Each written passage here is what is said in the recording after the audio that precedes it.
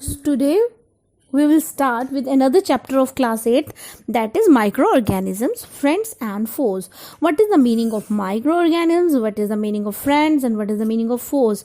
First of all, I'll explain you that microorganisms, as the name itself suggesting you, that micro means very minute, very small, tiny, and organisms means they are living creatures.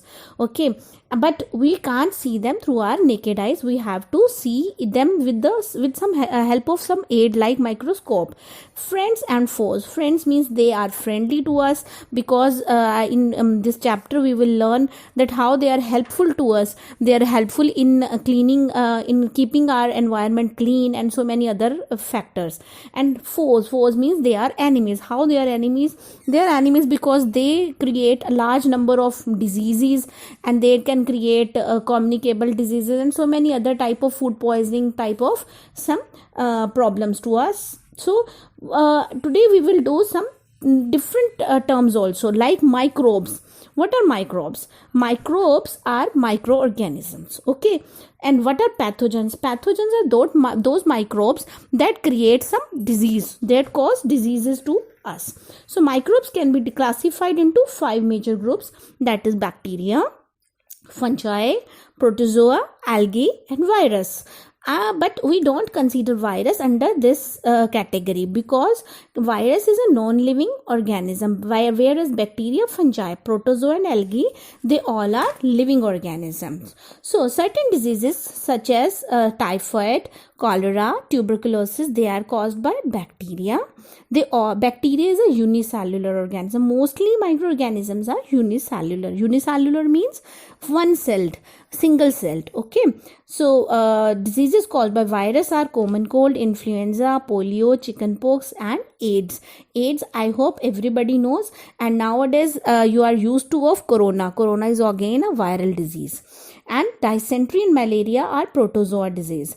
So little bit I'll tell you about virus in detail, because this year a virus is a hot topic. So I'll going to explain you about this thing. Viruses are microscopic and are invisible to our naked eyes. Virus can reproduce and grow only inside the cells of a living organisms. So they are very small microbes, and that's why we can't see them even a light microscope. We can see them only through electron microscope.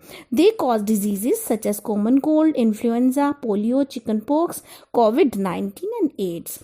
But so that's why they don't have any vaccination, or they don't have any antibodies, antibiotics or antibodies in our body. Okay, so you don't need to do much more than this thing. I think this much is better for you. Now we will do how they are proved to be friendly to us, because they help in making curd, making dosa, making so many other cheese. You must know about fermentation. But with fermentation we make alcohol, wines, so many other things. These are all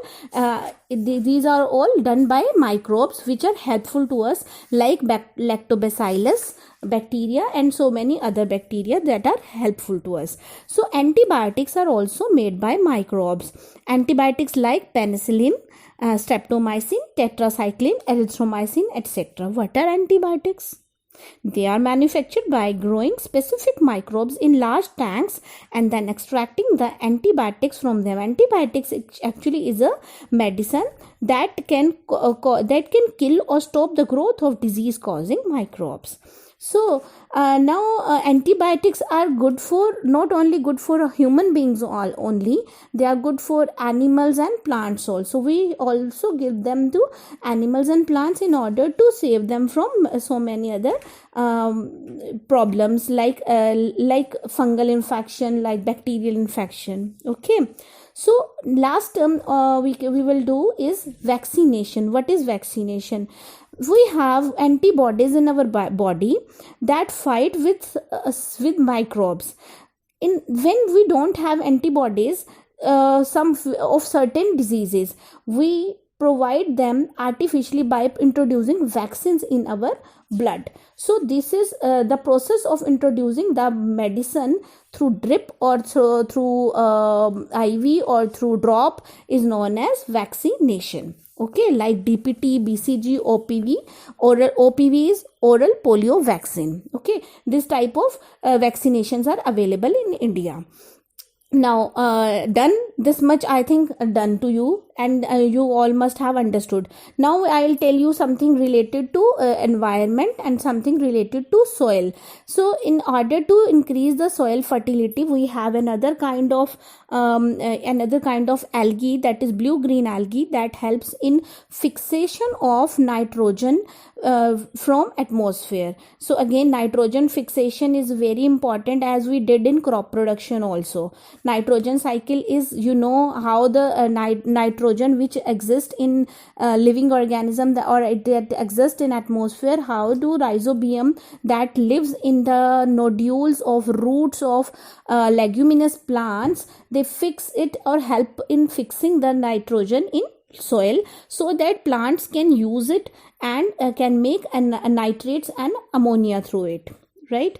And secondly, they are helpful in disposing the solid waste. The compost is made by these vermicompost is made by microbes only. So microbes are helpful in cleaning our atmosphere also. Biodegradable substances are decomposed by these microbes only.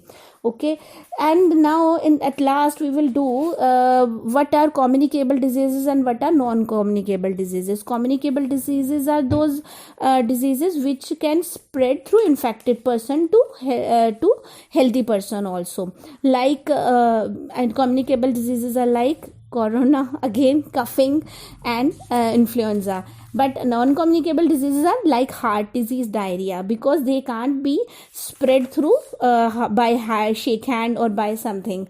Okay, so what are the communicable, how do communicable disease spread? They spread through medium like water, food or physical contact. Okay, so now we will do what is food poisoning. Food poisoning is something when our food is stale, or when our food is kept opened and microorganisms like fungus or some bacteria infect them, and we'll ingest it, then they can be spoiled and they can harm us. So it can cause food poisoning, and it can be shown by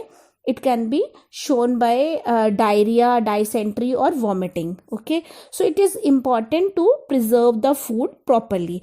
In order to preserve the food, we can use chemicals, we can use common salt, sugar, oils, vinegars and pasteurization. So what is chemicals? Chemicals are the things that are added to jams, jellies and squashes in order to keep these things in order to increase the shelf life of these things, you can say. Okay, like sodium benzoate, sodium metabisulfate, and so sugar and salt, you know, in making pickles or in making syrups, in making sugar syrups or squashes, we add these things as they are preservative in itself. And what is pasteurization? When the growth of microbes can be prevented by heating milk at very high temperature, then suddenly cooling it at 4 degrees centigrade and storing it in a sealed container. By doing this, all the microbes get killed, and this process is known as pasteurization. It was discovered by Louis Pasteur. So you have to learn this much, and I think you understood everything. All the very